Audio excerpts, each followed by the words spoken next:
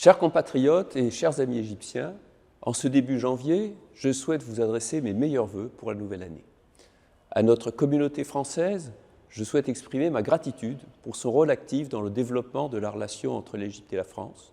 Aux Égyptiennes et Égyptiens que j'ai le plaisir de côtoyer chaque jour, je souhaite renouveler le plein engagement de la France à travailler au renforcement de nos liens anciens.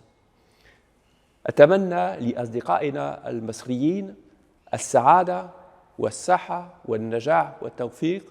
عام سعيد وكل عام وأنتم بخير.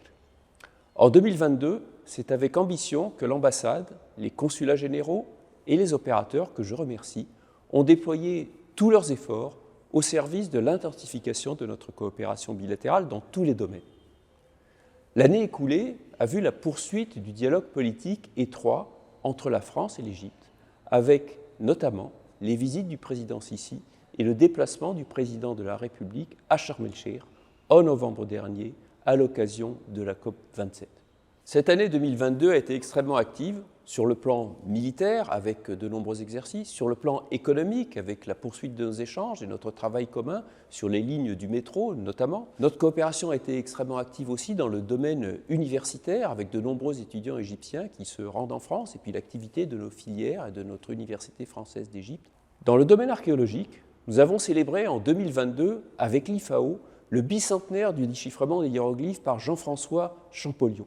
Je souhaite revenir sur la COP27 à Sharm el-Cheikh, moment fort de cette fin d'année, parfaitement organisé par l'Égypte, qui a permis à la communauté internationale de réitérer ses objectifs communs de préservation du climat et de la biodiversité. La France y a tenu toute sa place avec des contributions sur plusieurs projets au soutien de la transition verte et durable de l'industrie égyptienne. Je veux citer ici à titre d'exemple la participation aux initiatives NOFI, Énergie et NOFI Plus Transport, le lancement du programme de finances durables de plus de 150 millions d'euros appelé Finances en commun avec la National Bank of Egypt, la Banque Misr et la Banque du Caire, programme qui bénéficie également du soutien de l'Union européenne.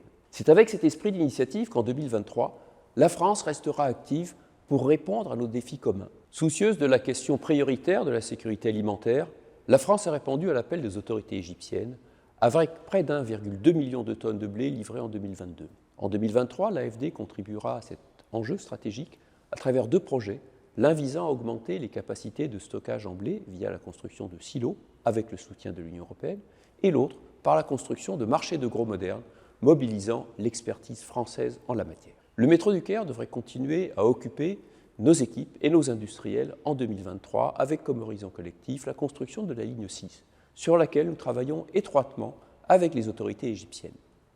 Enfin, la France poursuivra son engagement pour améliorer l'apprentissage du français dans toute l'Égypte grâce au réseau des écoles et lycées et au projet Trèfle lancé en 2022.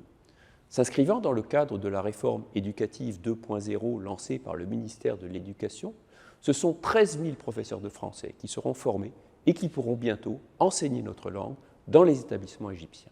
Chers amis égyptiens, chers compatriotes, au seuil de cette nouvelle année, je vous présente mes meilleurs vœux de santé, de bonheur et de prospérité. Vive l'amitié franco-égyptienne.